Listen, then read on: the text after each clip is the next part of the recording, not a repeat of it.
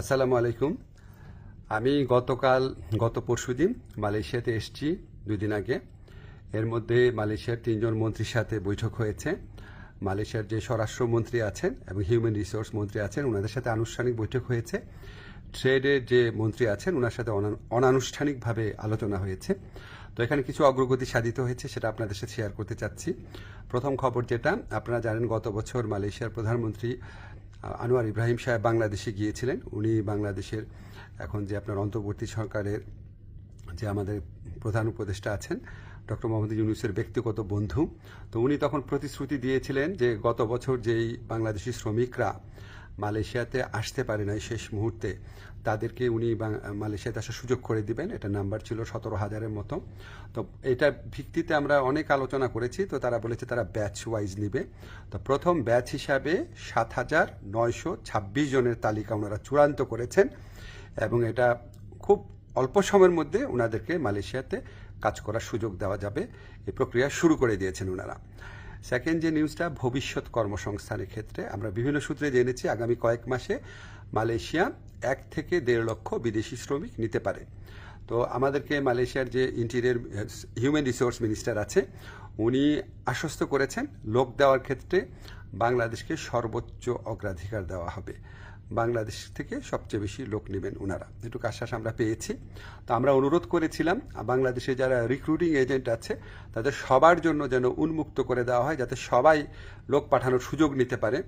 এটা আমরা অনেক ভালোভাবে বুঝিয়ে বলেছি। তো ওনারা বলেছেন ওনারা এটা ভালোভাবে বিবেচনা করে দেখবেন, আমাদেরকে অচিরেই ওনারা এই ব্যাপারে সিদ্ধান্ত জানাবেন।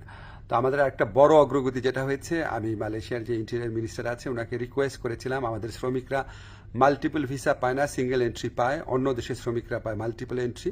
তো এটা নিয়ে বেশ কিছুক্ষণ কথা হয়েছে। উনি আমাদেরকে শুধু প্রতিশ্রুতি দেন নাই, ওনার সাথে যারা কর্মকর্তারা ছিল তাদেরকে এই ব্যাপারে দ্রুত পদক্ষেপ নেওয়ার জন্য নির্দেশ দিয়েছেন। আর আমি বলেছি যে মালয়েশিয়ার যারা ইরেগুলার হয়ে গেছেন, যে শ্রমিক ভাইরা আছেন, তাদেরকে রেগুলারাইজ করা বা বৈধ করা যায় কিনা। তো ওনারা বলেছেন ওনারা মাঝে মাঝে এটা করেন, আর গত বছর করেছেন।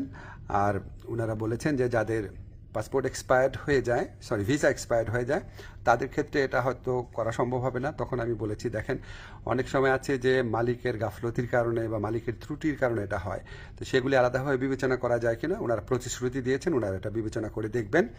এছাড়া আমরা আরও কিছু বিষয় নিয়ে আলোচনা করেছি, যেমন আমরা বলেছি যে এখানে যে আপনার সিকিউরিটি গার্ড আছে বা কেয়ার গিভার আছে বা নার্স আছে, বাংলাদেশ থেকে নেওয়া যায় নাকি, স্কিল্ড ওয়ার্কফোর্স নেওয়া যায় নাকি। ওনারা আগ্রহ দেখিয়েছেন, এ ব্যাপারে আমাদের আলোচনা অব্যাহত থাকবে। তো আমরা মোটামুটি আশাবাদী এবং আমরা মনে করি যে এই যে এতটা ফলপ্রসূ একটা আলোচনা হলো, সেটা আমাদের প্রধান উপদেষ্টার অবশ্যই উনার বন্ধুত্ব, উনার গাইডেন্স আছে, উনার যে বন্ধুত্ব আছে মালয়েশিয়ার প্রধানমন্ত্রীর সাথে, উনার যে গাইডেন্স আছে আমাদের প্রতি, আপনাদেরকে জানাচ্ছি। ব্যক্তিগতভাবে উনি মালয়েশিয়ার শ্রম বাজার নিয়ে ব্যক্তিগতভাবে উনি আমাদেরকে নির্দেশনা দিচ্ছেন, বৈঠকে বসছেন, ওনার কথা মতোই আমরা কাজ করছি। আর আমাদের এখানে প্রধান উপদেষ্টার যে স্পেশাল এনভয় আছে লুৎফে ভাই, উনি আলোচনায় অংশ নিয়েছেন, অনেক অবদান রেখেছেন। আমাদের প্রবাসী কল্যাণ মন্ত্রণালয়ে যারা আছেন তারা গত কয়েক মাস ধরে চেষ্টা করে যাচ্ছেন বিষয়গুলো এগিয়ে নেওয়ার জন্য। আপনাদের দোয়া ছিল, এই জন্য এতটুকু অগ্রগতি হয়েছে। আপনারা দোয়া করবেন আমরা যেন মালয়েশিয়া যারা শ্রমিক ভাই আছে বা যারা আসতে চান তাদের যেন সত্যিকারে কল্যাণকর কিছু করতে পারি। ধন্যবাদ আপনাদের সবাইকে।